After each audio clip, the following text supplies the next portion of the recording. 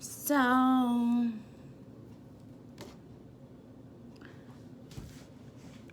Tim was trying to get a job working with kids, which I decided, as one of his victims, I made the executive decision that he couldn't be allowed to do that. And you know what? I said, okay, look. I wasn't thinking of like going on some sort of Kill Bill vendetta to put Tim away for the rest of his life. Some sort of like vengeance scenario to get him back for like stealing my innocence, ruining my adolescence, and like fucking me up. Okay, I wasn't like, I know that's what a lot of people assumed my motivations were all about, of some sort of like deep hatred for Tim, but like I wasn't even planning on doing anything except just being like uncomfortable with like borderline inappropriate or borderline like just ongoing low grade unacceptable behavior. Like I was concerned, but I wasn't like in a panic. And I had no desire to like go back in time and like rehash or like bludgeon or cudgel or punish or anything over like stuff that had happened at this point years prior. It was just that the things that happened years prior still mattered in the sense that they were representative of this person's MO and like who they are, and needed to be taken into consideration when evaluating the risk of their entering into an environment where vulnerable, unsuspecting young females would be under his authority and influence. So, freaked out, talked to Dennis. He was absolutely as disgusted and with Tim and everyone else as I was. I mean, we spent a lot of time mocking everyone mercilessly for their refusal to get over the little girl thing.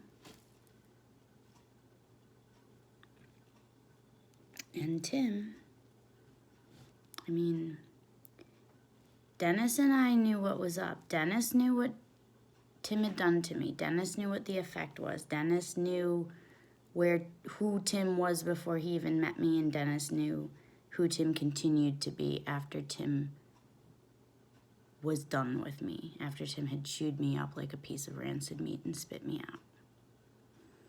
Dennis knew, and so we filed the report. I went in and I filed the report, and the report was strictly about Tim's behavior specifically with regards to me. I didn't name any other perpetrators of crimes. I didn't name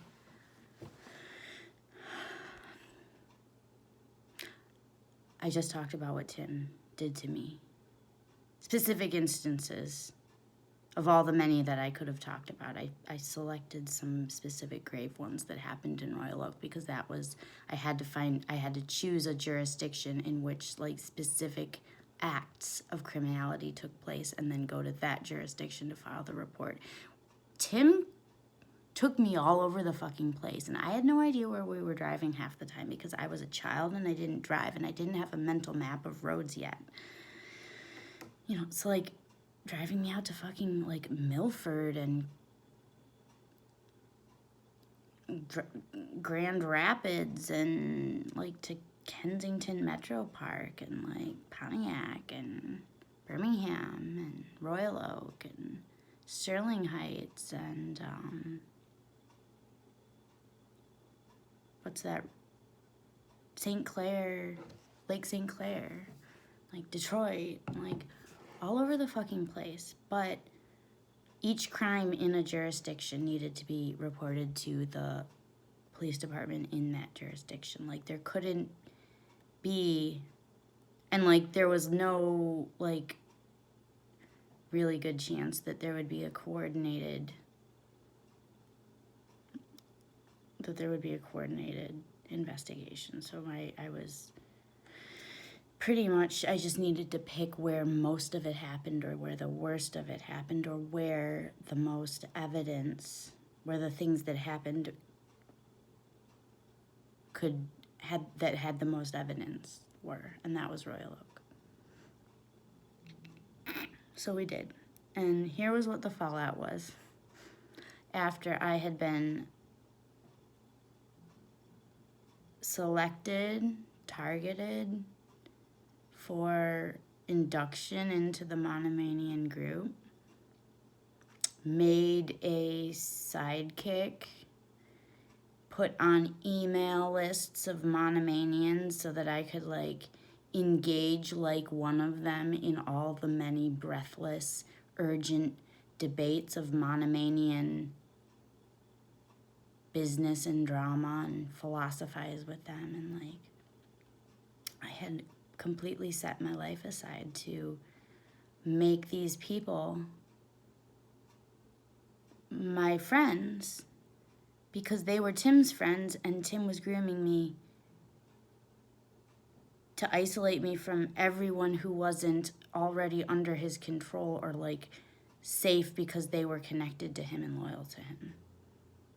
So starting in 7th to 8th grade, I had like given up all of my previous relationships pretty much. Like, I had become like, years had gone by. I wasn't close to any of the people that I had stopped being close to, because there's only so much like time in your life. You can't like maintain close friendships with like every single person in your life that you might want to. So like, it's opportunity cost.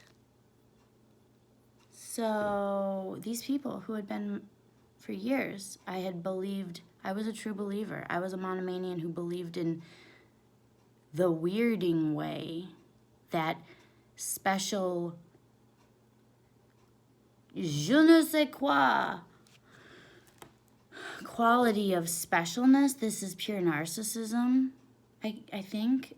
That special quality that set the monomanians apart and above your average NMUD person, which NMUD is a misspelling of the word dumb backwards, and that was like what dumb, boring, normies, basically, before the word normies had been coined. So there were normies, and then there were special people like the monomanians who shared this quality of specialness called the weirding way, and we were all supposed to be on the lookout for other uninitiated individuals who had the weirding way, particularly among young uninitiated middle schoolers.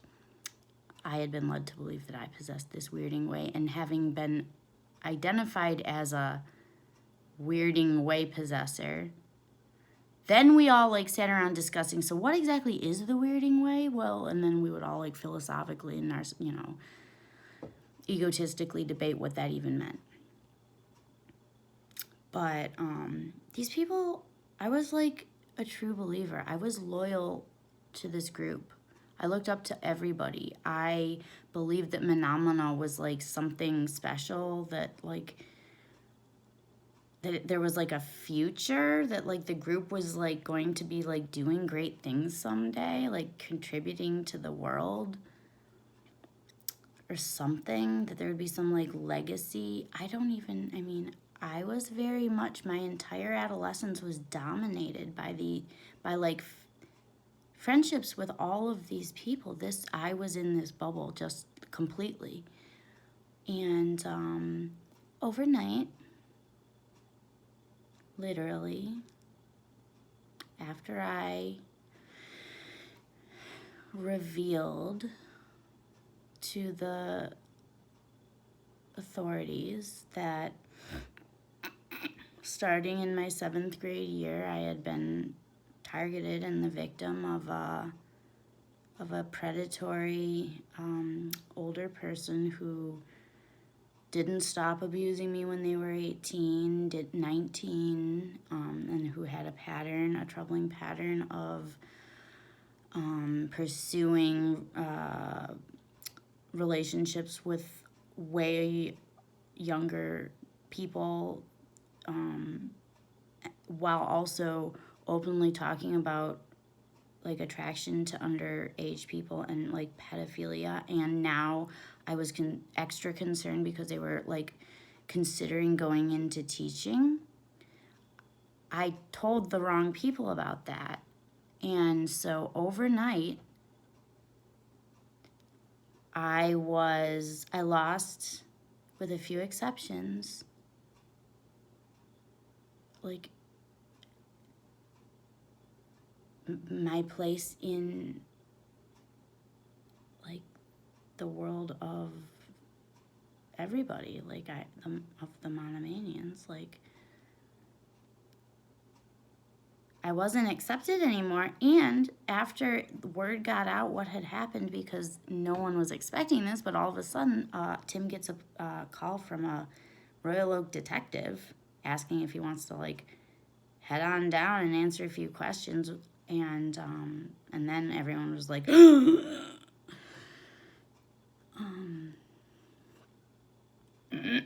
once word got out that had happened, there was like an emergency meeting called among the ranks of the Manamanians, and like there was like a town hall meeting and open, like there was like, it was like debated on the Senate floor or whatever the fuck, and I was voted off Friend Island by all of my friends who had been my friends for years, close friends.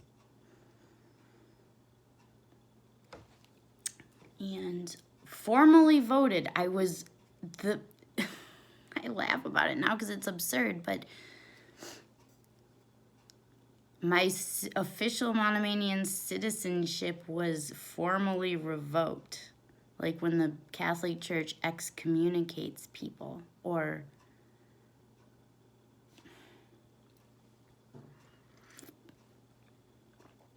and so that was that. Now, Dennis was kind of straddling the fence with a foot in both worlds. He was dating me, and we, like, loved each other. He was my friend, my best friend. And I was, like, persona non grata. I was, like, public enemy number one.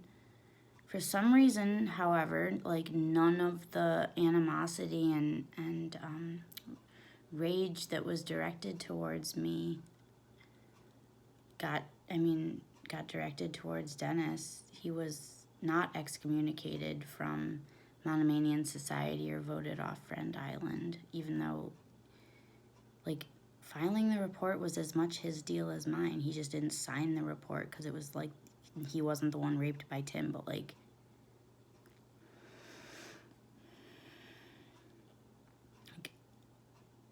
I wouldn't have filed it if I hadn't had Dennis there to deliberate with me for over a week about the decision, to ride the bus with me from Detroit to Royal Oak, and to hold my hand as I walked into the police station. Dennis is the reason that report got filed. He supported the decision in principle and materially.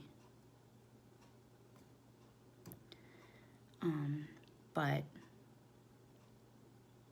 Dennis was still like friends with everybody. He like, it was like, for me there was like a lot of cognitive dissonance, but like I guess I understood. I was like, I don't want to be hated by everybody. I like have a problem with people's behavior, but I don't hate anyone.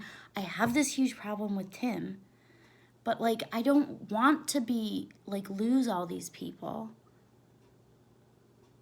So I can understand why Dennis doesn't want to lose them either if they're not rejecting him the way they're rejecting me. I'm not gonna like hold it against him if he keeps associating with most of them who like, most of them didn't rape me. So, you know, and I already knew what he secretly thought about Tim. He, like, thought Tim wasn't, I mean, his opinion of Tim was not positive. So it was like, I didn't expect him to break off every friendship he had simply because they maintained friendships with Tim. He didn't have a friendship with Tim to speak of, and I didn't expect him to drop all of his friendships with people who didn't even, like, commit crimes against me. So, like, yeah, I was voted off Friend Island for reporting the fact that Tim raped me as a 7th grader and 8th grader to the police. But, like, that for whatever reason, like, Dennis was spared that, like, anger, and for the most part. And, you know, if he wanted to keep, like, showing up at things, like, I wasn't gonna, like, dwell on the fact. And then as time went by and, like, everyone seemed to kind of want to just put it behind them and act like it never happened, after a couple of years went by, I started feeling, like, brave enough to, like, show my face at stuff. At first it was stuff that wasn't necessarily hosted by monomanians, but they're, like, monomanians would be at, like, at Porphyria in Southfield, Guy Wicker's house. Like, you know, I was no longer going to let Tim and, like, being around him make me so uncomfortable that I was going to change my behavior to avoid him. Like, I'm not going to give him that power. So, you know, if there's somewhere he's going to be, but there's other people there that I want to see, then yeah, I'm not going to not show up. So I start attending things that, like, the likes of Tim and Michael and other people who I don't have positive feelings towards are at, but it's not because I, like, love being around them. It's because there are people that I do love and care about and want to see who are going to be at these things, who are continuing to associate with these people, and those people I want to see. I don't want to be alone on New Year's. So if there's something going on New Year's and these people that they're, like, are going to be there, like, I'm not going to let that stop me from going and spending the holiday with, like, people that I do enjoy being around. I just decided that, like, yeah, you know what? Tim and I and, like, fucking monomanians and I still have overlapping social groups, and that's just is what it is. As long as, like, no one's angrily confronting me anymore, like happened in 2004, to, like, run me off the premises of places where there are, like, social gatherings. As long as I'm not getting, like, aggressively run off, chased out of places, then yeah, I'll keep going to stuff. We're all just gonna move on and act like it didn't happen. And hey, you know what? Maybe getting the police to call Tim and having a report filed on him, in my mind, I'm thinking, well, maybe that just was enough to snap him out of it. Maybe that was the tap on the shoulder he needed. Maybe that was enough to, like, wake them all up. And, you know, I didn't care that it didn't, like, go to trial. Like, I was annoyed. I didn't think the police handled it properly, since they didn't actually investigate at all or follow up on any of the evidentiary leads or witnesses that I, like, gave them the info for. But, you know, I wasn't, like, gunning for Tim, trying to, like, put Tim away in prison forever. So, like, I just needed it to be on the record. And he needed to know that it was out there on the record, lest he ever be tempted to try anything again. And I thought, hey, you know, mission accomplished. Now he knows, and now they all know. They better not, that if you do this kind of thing, if you let things get that inappropriate, that, yeah, you're going to harm somebody, you're going to commit sex crimes. Yeah, there is a chance that when your little victims grow up and realize what you did, that might come back to haunt you. that you might not actually be able to escape that there will be legal consequences. You might not care about the consequences for your victims, but you're going to have to reckon with the fact that there will be consequences for you next time. And yeah, so, okay. And so maybe that was a kick in the pants that everyone needed to, like, move on and become, like, get on with their adult life. So, and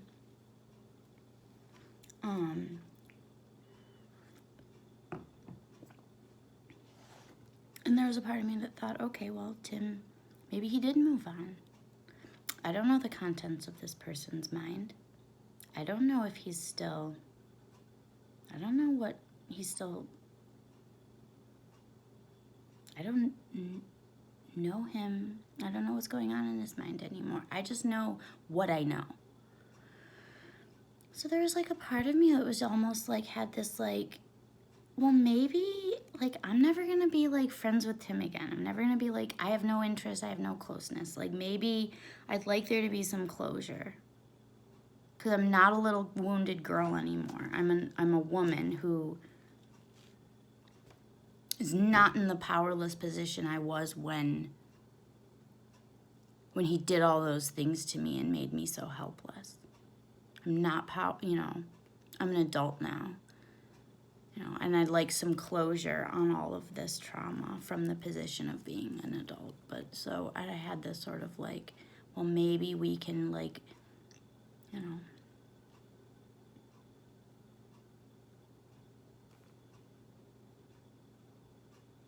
be like,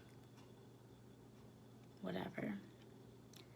But, so I like was, over the years, like, I suppose I was tolerated, like, my presence at things was tolerated, but it's always been a thing, and whenever it has come up, the few times that it has, it's been horrible. Like, nobody has ever come to me and said, what was that all about? We didn't know you back then. We've heard some crazy stuff about some crazy shit that happened between you and Tim back in the day, and some drama.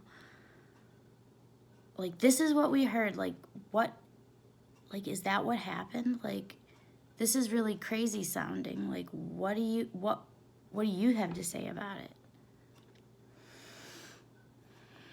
Not a single person, like, who, I mean, if you care about a person and you hear some stuff like that they maybe, like, they murdered someone 15 years ago, or, like, that they're a rapist,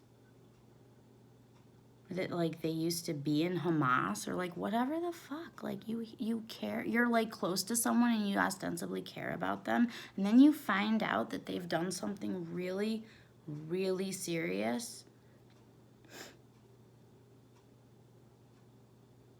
You must not care about them very much if you're not interested in knowing what really, like, knowing any of the details or facts. Because you don't know a person if you don't know about that kind of thing that has gone on in their life. If you don't know something like that. If you're disinterested in knowing whether or not something like that is true about someone you know and care about, and that's not interesting, like knowing the truth value of those types of statements about this person is not important to you, then you don't fucking care about that person. But none of the people who claim to be close with Tim or care about Tim have ever wanted to know more about this dark chapter of Tim's life. Or if they do, I guess they have just asked him about it. Or they've just asked other Manamanians, Dennis. Maybe Dennis has changed his story over the years. Maybe now he's participating in the conversations that I'm sure occur between people talking about me, where like everything is being misrepresented. I can only imagine the kinds of conversations about the subject that go on in my absence between people who know what happened and those who don't.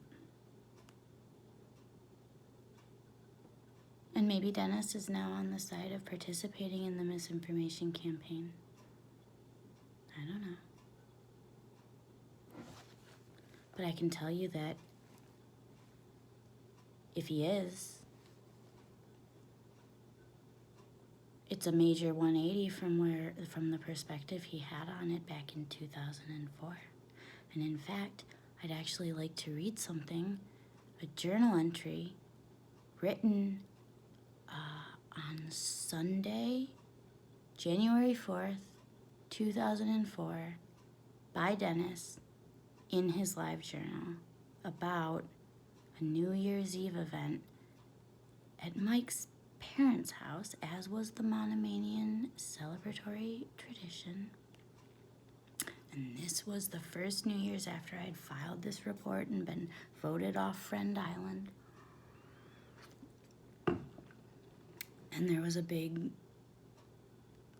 conflagration between me and another older Manamanian who was in Tim's grade, who confronted me because I showed my face at this thing. Briefly. And I was escorted right back out onto the porch. And then I was followed out there by this other Manamanian, older, physically larger male Manamanian. And I was confronted angrily. I had just, less than a year had gone by. I'd filed the police report, but I'm still less than a year into recovery from my life-threatening sex trauma triggered eating disorder. I'm still underweight. I'm still dealing with, I've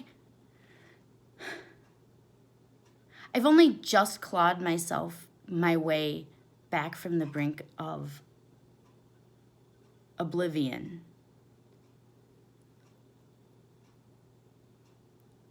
And I'm being verbally attacked and physically kind of menaced. I'm having this shouting match, defending myself, being accused of lying, of being a crazy lunatic with a vendetta.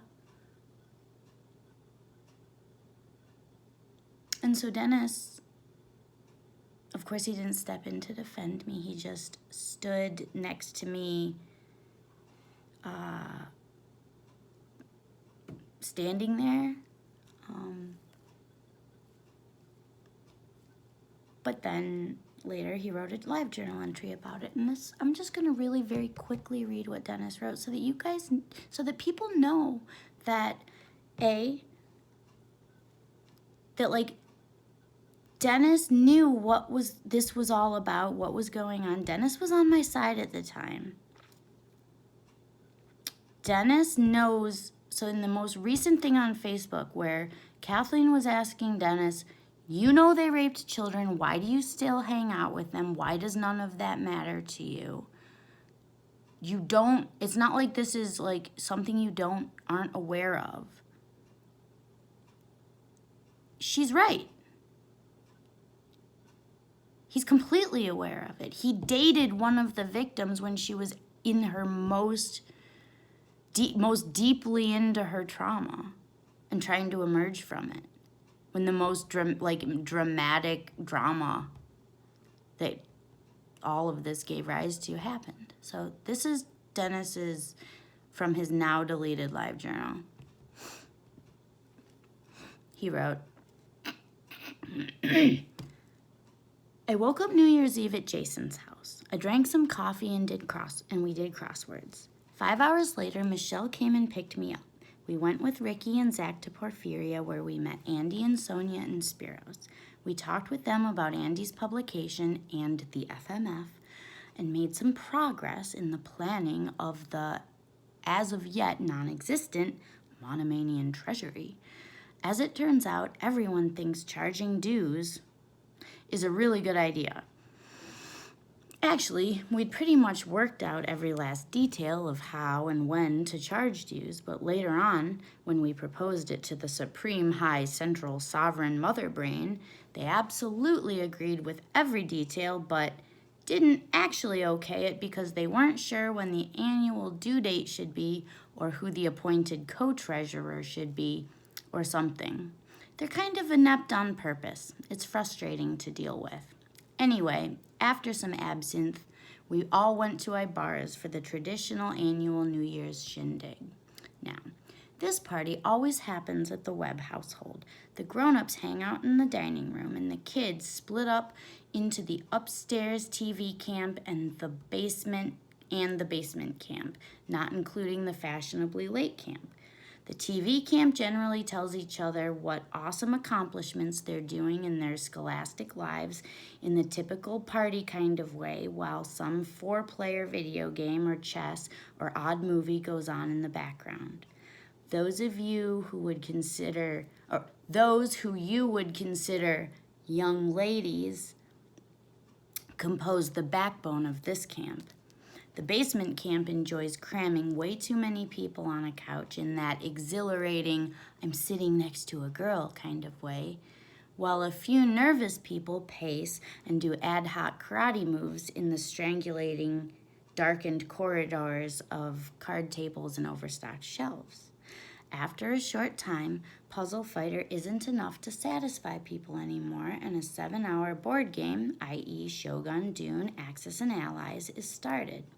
Over the course of the years, this camp has experienced a serious downturn as many of the Manamanians have matured. Last year it was a puzzle instead of a board game, and this year there weren't even 20 matches of Puzzle Fighter. Also, the sociable influence of Ricky, Michelle, and Good Jim becomes more significant every year. The fashionably late always show up within half an hour of dinner, and Dan Fackney, who goes to college in New York, show up within a half hour of dinner and stray little from the dinner table. These are people like Chrissy, Matt, and Dan Fackney who go to college in New York. They seem to be the most interested and skilled at conversation.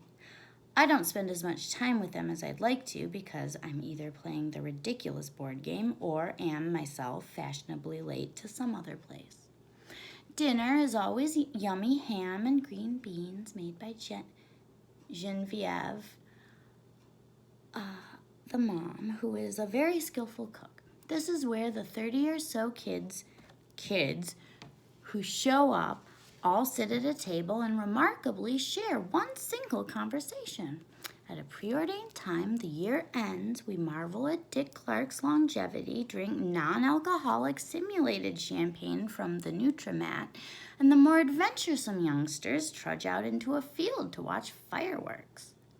On good years, like this year, the Monomanian Command shuts itself in the karate room in the basement and has a meeting that anyone who cares to can attend. Throughout the night, people fall asleep. The best part about this whole thing is breakfast, again made by Genevieve. There's really good pancakes and lots of bacon and coffee and orange juice and miscellaneous fruit confections, the best of which is distinctly the best part of breakfast and therefore the ultimate zenith of the New Year's experience, the Orange Julius. Immediately after breakfast, it's made increasingly clear that you've overstayed your welcome. You've overstayed your welcome a lot. You are more than welcome to leave. The magnitude by which you've overstayed your welcome is so great, the very weave of space-time twists and distorts around you, the past begins to alter itself. Somehow you had already been overstaying your welcome since the breakfast they cooked for you. I don't mean to say this to insult the Webbs in any way. On the contrary, they are master hosts, and their skills at the unpleasant business of kicking the likes of me out deserves its due acknowledgement. These parties have always had a very atypical vibe for New Year's Eve things, mostly abetted by the celebrated lack of alcohol. It happens at a mom's house. there's this ghostly group of Ibarra's parents' withered friends providing a subtly disciplinarian presence, that is, until they leave or go to sleep, and then we have to not wake them up. Said parents only allow a certain number of people to be invited each year, which laid the framework for a rich history of high school drama. At the risk of being cynical, I'll repeat that there is absolutely no alcohol at these New Year's Eve parties. This gets weirder when no one really wants to get drunk. Very few people want to mingle, and very many want to do the effective opposite of mingling. Why not? On the day that's celebrated by staying up all night with your friends, why would a bunch of college kids want to get drunk? Why go somewhere with a band or maybe a DJ or at least some music playing? Why not just regard the silence and frank sobriety? Who says college kids like to have sex? Honestly, I think that attitude is great. I think it's a lovely epitomization of monomanians as a group. If I didn't think that was great, I wouldn't be a monomanian and I wouldn't go to the parties. In case any of you aren't familiar with what I'm talking about, but are reading this anyway, I'll explain this, although I can't say I speak for anyone but myself. The reason we like to do it the way we do it is that to play diplomacy, you need 7 or preferably 8 willing people in just as many hours. And the chance of getting that many monomanians together is quite unlikely. In fact, there's only one night a year when we come close to having a chance. And getting drunk will seriously hurt your game. Anyone can have a drunken orgy any day of the year, but getting 30 monomanians together takes epical events far outside the control of humans. Sadly, this institution has kind of gone downhill. The sticky cocoon of Ibarra's basement ain't what it used to be. Fewer people show up every year, and people just aren't as enthusiastic about the noble principle of regressing. Peter Pan complexes are being outgrown, or at least self-consciously obfuscated. After you get rid of the overcrowded couches and puzzle fighter and the deep philosophical conversations about why theocratic communistic anarchy is the best, there's really no appeal. Partly for that reason, and partly because I wanted to see Emily, I decided to spend most of New Year's somewhere else, which was accomplished by following Zach wherever he was going. This ended up being the lab. It was the usual affair minus Spiros plus Emily. I could go into more detail, but that would be little more than a list of names, and I'm not going to give you the satisfaction. A couple cars of people went back to Southfield Way, where it was decided that we should begin the year, poetically enough, with breakfast. My attempts to find the poetry in crashing a breakfast we weren't invited to have yielded no results. Rex told Emily to leave, and Emily left. And I left after her. And then I came back and asked Rex to step outside. But instead of punching Rex and then getting my ass beat, a cold and barefooted but nonetheless heated discussion took place between Emily and Rex. I don't like any kind of conversation where 2 people are arguing against one person. And I was successful in staying very nearly completely out of it, even though I was seething with rage. For those of you who aren't familiar with what I'm talking about and yet are reading all about it, the reason Emily was kicked out is that she's completely unwelcome there, because she told the police that Joe molested her back before she got her period. And then again after she got her period, and again, on and on for years. A lot of monomanians don't really think there's any harm in pedophiles acting out their fantasies in a completely uncensored way with premenstrual kids, but they don't like that Emily told the police. So they excommunicated her from Orange Julius's. So the gist of the grist of the bist was Emily confronting Rex and asking him how he could, in good conscience, kick her out. I learned that no one else got much breakfast either, seeing as how they were a host of sweaty rabble, uninvited, unwashed, and ungrateful. I suppose, from the abridged account I got, they were greeted with waves of cold pricklies from futures past and immediately felt that they'd worn out their welcome that they didn't have to begin with. They made it out without incident, but Spiros had to go back in for his boots, and Genevieve cornered him, and Ibarra's parents humbled him into the next dimension. I feel bad for Guy. He didn't even know we were going to someone's mom's house. And other things happened. All in all, this year's Halloween through New Year's season was pretty weak compared to other years, but I kind of have myself to blame for that. Blah, blah, blah, the end. And then someone, I'm not sure who they are, but their old LJ name used to be X-Kidnapped660, wrote, "Thank God you started writing about things like this. Amazing entry. See you at Burns Day, if not sooner." And Chrissy wrote,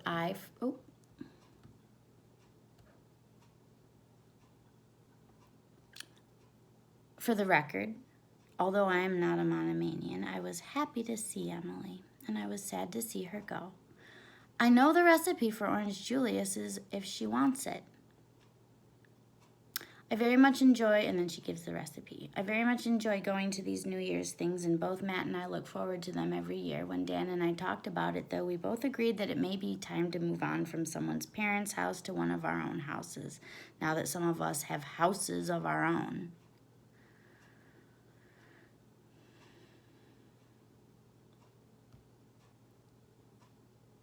And then I said, "Thanks, Chrissy, I'm going to make them this weekend."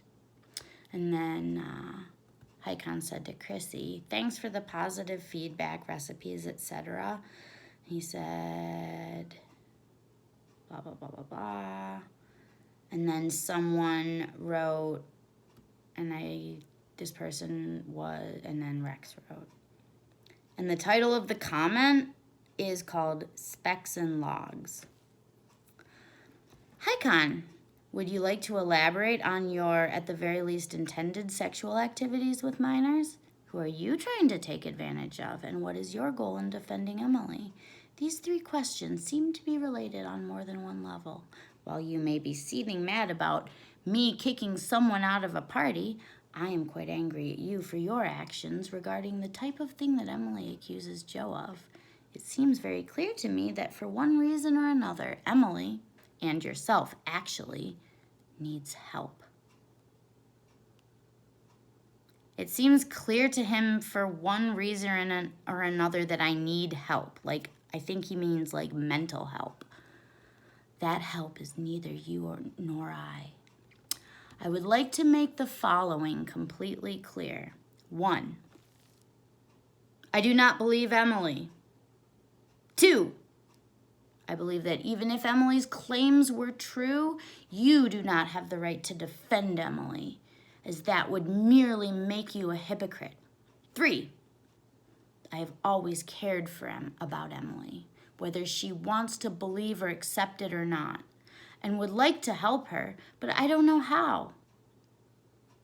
I suggest that if she respected what I told her before any of this ordeal began, she'd go back and read it. While some of it was odd, it at least would be a reference point as she grapples with her reality. Like my subjective and I think delusional reality. 4, I do not believe in useless violence. I do not beat people's asses in. I defend. Nothing more. Nothing less, and preferably without causing injury. I haven't fought in over 5 years, and the last fight I got into was to protect someone from a bully who'd been messing with the person for over a year, since the person was too nice to do it for themselves. 5, I will stand up for the rights of people I care about. and I will fight to uphold the ideals I hold dear. 6, I believe Emily has many times over done Joe, as well as many other male members of the Commonwealth of Manamana, a great injustice. 7, I did not kick Emily out. I merely reminded her of the fact that she entered a household despite the fact that she knew and told me so that she wasn't invited. I was literally dropping people off. I wasn't intending to stay. I just walked in because, like, I was dropping people off. And I was kind of curious to see if I'd get kicked out before I could leave on my own. And I was kicked out before I could leave on my own. I wanted to, like, say a few hellos before I got the hell out of there, and I didn't get a chance. 8, I believe that if you believe what Emily says, you are hypocritical for still spending time with her supposed violators. Actually, you know what? That's one I actually kind of believe in now. 9, I don't not believe you act in a manner that warrants I don't not believe that warrants continued association with the Commonwealth of Manamana. Yes, this means I believe that either we should terminate our connection with you, or you should do it on your own. I am personally offended and insulted by the perception both you and Emily have of me and the way you feel that I will think and act about things. I hope you understand the significance of the fact that I didn't choose to fight you. And I took the time to listen to Emily. And even now, constantly rethink all that I have seen and heard. I want to make it clear that I refuse to hide in shadows and obscurities. Finally, I would like to stress that I agree that violating a young woman is a terrible thing. A young woman? And we should do what we can to protect young women from such violations. And I hope that all who read this will do their best to be a protector and not a violator. For I certainly do my best to be a protector. Sorry this is so long, but I believe something needs to be said. I'm not afraid to say it. But if I believe something needs to be said, I'm not afraid to say it. Monomanian name. To which Haikon responded, thanks for the negative feedback, citations of your own chivalry, etc. I'm glad to see you taking interest in the dramatic world of LiveJournal and look forward to hurtling scathing personal attacks between ourselves.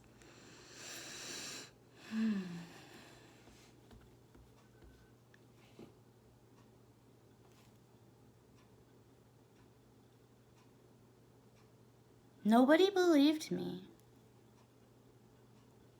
The one person who believed me still, like, wanted to hang out with those violators. The one person who pointed out that it was hypocritical hung out with them because they didn't think of themselves as a hypocrite. They just didn't believe me. Everyone else believed me and just didn't care. So, like, on the one hand, you have people who, like, didn't believe me. And then you had, on the other hand, people who, like, just didn't care. Like, they believe me, but, like, it wasn't, like, they didn't care. So,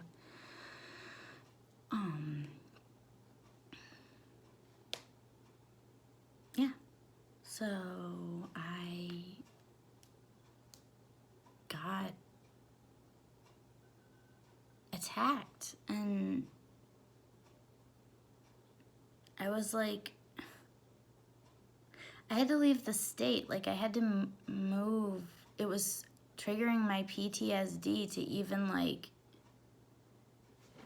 all my friends, even if they didn't stop talking to me over this, which, like, huge percentage of them did, because, like, all my friends were monomanians. The small number who didn't still were hanging out with those who had shunned me. So, like, even hanging out with those friends who were still willing to hang out with me was extremely triggering because, like, they didn't care that I was being shunned for being an abuse victim by other people they still wanted to be friends with.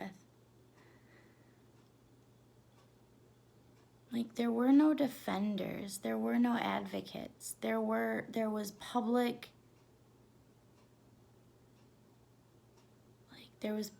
statements of doubt. I mean, there was like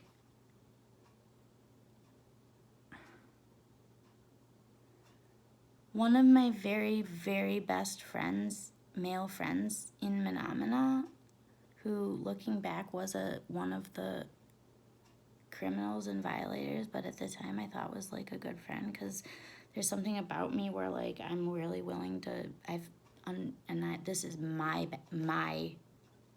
I have to grapple with this. I have been very much too willing to forgive the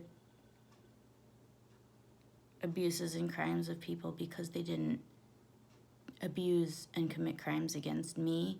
And I didn't feel like, well, I don't know how their victims feel, so I'm just gonna, as long as I don't, I mean, if their victims ever tell me that they feel bad about it, then I'll, like, get on board with, like, hating this abuser. But, like, as long as, you know. So, like, this friend of mine, male Monomanian best friend of mine does have, you know, was abusive. But I, you know, I didn't think, I thought the friends were, my friend was, you know, I didn't put it in the same category as what happened to me, so I stayed friends with this person. And this was the person who delivered the news to me that I had been formally voted out of Manamana.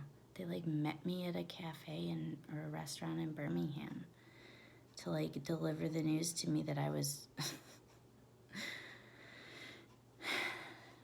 deliver the results of the referendum on my citizenship and therefore friendship with everybody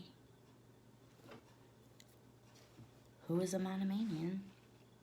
And I asked, okay, well, can you tell me, like, since these people are all, like, my friends, I assume the people who, like, voted for me to, like, stay in the clique or the club, like, unless it was, like, a unanimous vote, like, some people voted to, like, not shun me, right? Could I know, like, who voted which way? So that, like, at least I know, like, who is and isn't my friend now? Like, okay, overall, like, there was a majority of people, the result was that I'm not formally a member, but whatever, I don't care, like, which of these people are and aren't my personal friends still, like, on the basis of that. And this close personal friend of mine, monomanian guy friend of mine, like, wouldn't tell me, like, keep preserving the anonymity of these monomanian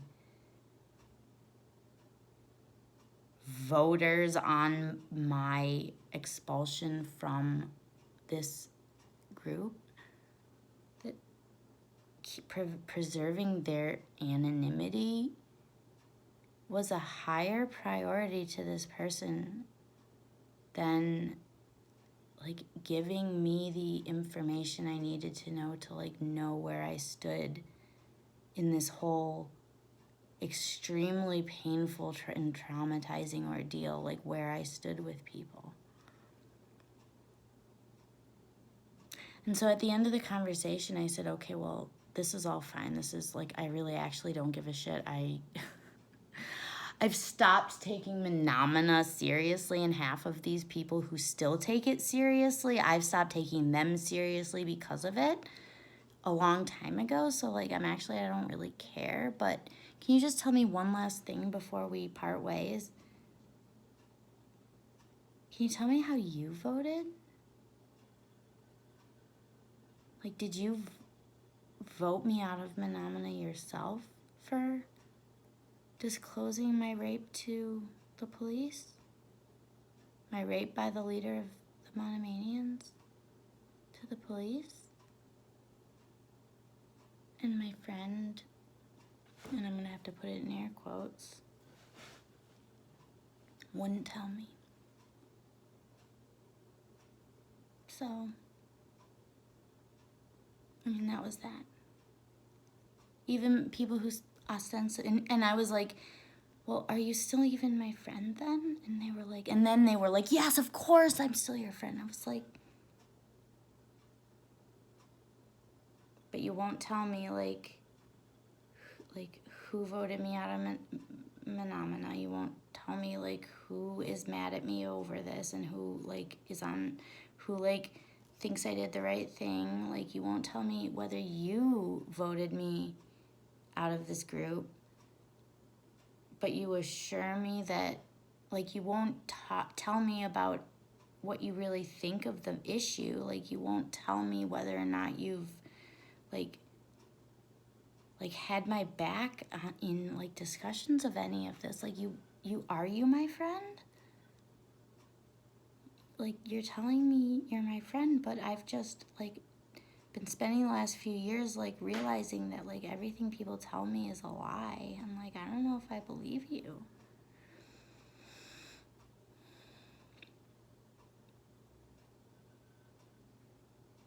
They were an abuser too. That's what that was about.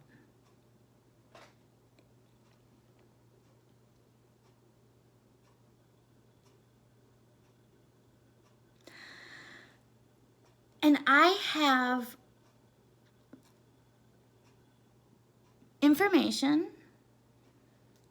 that's current, relatively.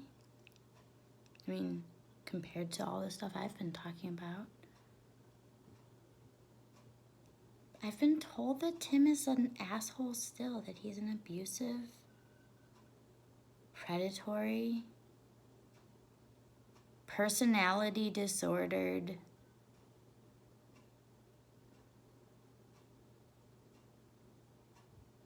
person still. And maybe he's not putting himself into contact with children anymore, but, like, he's...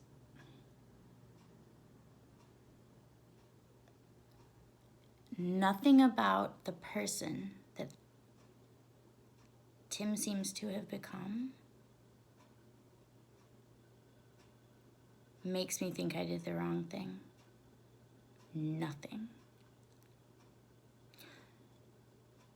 And nothing about the way any of the Manamanians, or the friends of the Manamanians, or the acquaintances of the Manamanians have, like, responded to or used their knowledge of this topic. Nothing about any of that makes me think that any of them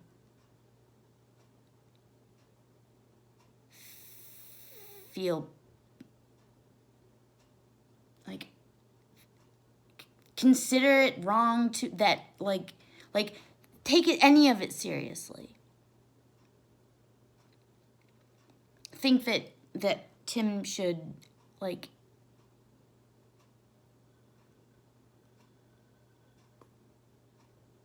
explain himself,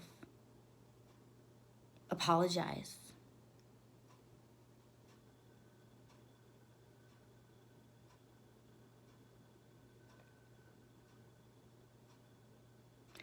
After I reported him to the police to stop him from getting a position as a teacher of underage females, this person still had the audacity to apply for and get a position as a high school instructor at a small, artsy, private high school. It didn't even dissuade him from doing the very thing that I intended this police report to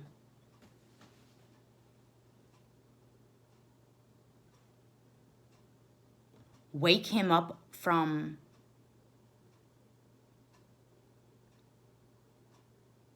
his like daydream that that he could trust himself. After what Tim did throughout his high school career and college career and beyond, how dare he? How fucking dare he ever think that he should go, that how dare he work with minors? What the fuck?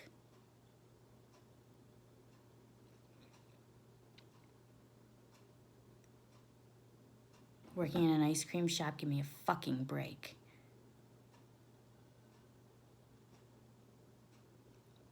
Anyway. The pedophilia was out of control. It wasn't subtext. It wasn't low key. The pedophilia was fucking high key.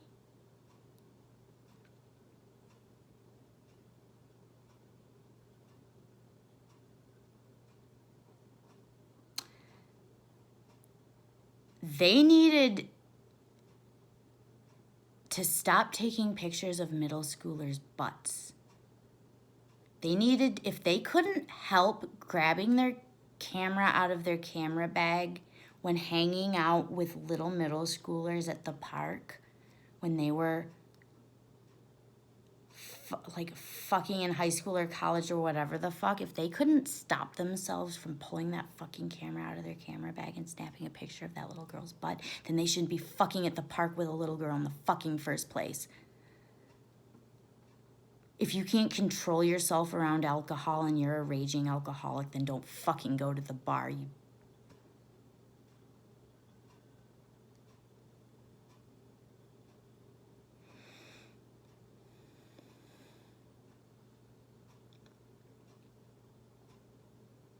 I was a child sex abuse victim. And it wasn't just child sex abuse. He was an abusive, it was narcissistic abuse. He pulled me into this entire engulfing relationship, and there was interpersonal abuse. He tried to be extremely controlling. When I was in 7th grade, there was this thing where he wanted me to lie to my parents so that I could like spend some time with him, and there was this whole web of lies that I had constructed so that I could like eke out a little bit of extra time to like see him uninterrupted. But then like there was something fell through, and there was like a hole in my lies, and like I wasn't going to, for whatever fucking reason, I wasn't going to be able to see him that day without my like web of lies collapsing. Kathleen was at my house, and we had like said something about where we were going to be, and like, but then it just didn't work out that day. But he was really like set on seeing me. Kathleen was going to be like spending the night at my house. And we were at this deli. It's the Owl Deli on Woodward now. Or the Owl Restaurant. And it used to be called the Onion Roll Deli. And I used to stop there most days to get a corned beef sandwich as I walked from the 11-mile bus stop to my house, to my street. And then sometimes like Tim would like stop in with me, and like,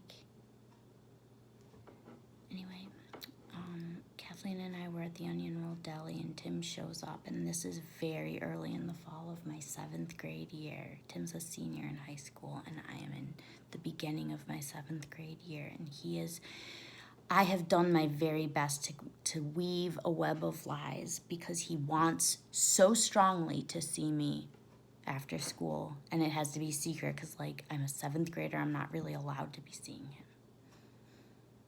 and it just doesn't work out. And my hands are tied. There's no way to make it work. And he comes inside the deli and he grabs me by the arm and he walks me outside. And he proceeds to scream at me. He is physically larger than me. He gets up in my face. He is screaming at the top of his lungs, crying, I just want to fucking see you. What? And he's mad at Kathleen because he's like blaming her or something. He's like jealous that I'm spending time with my little 7th grade like best friend, girlfriend, instead of seeing him. And he's like pissed at Kathleen because he like blames her or something that I'm going to be seeing her. And he's calling her a fucking bitch. That fucking bitch. And I just want to I never get to see you. And yeah, I don't know what the fucking bed. He's saying fucking bitch and god damn it. He's like yelling at me. And I am a little girl and I am doing my best. I am like mortified because like we are right outside the giant glass window. And there are like booths with diners like a couple feet just inside that window. And like apparently everybody could hear, including the 2 like Russian guys that owned and ran the deli behind the counter. Like everybody could hear every single word he said to me. And I'm like trying to calm him down because I need him to shut the fuck up. He's like being a lunatic. Like, I'm promising that I'll call him that night and we'll get to talk still, or like I'll see him tomorrow or what, blah, blah, blah. Like, it's not really Kathleen's fault, I promise. Or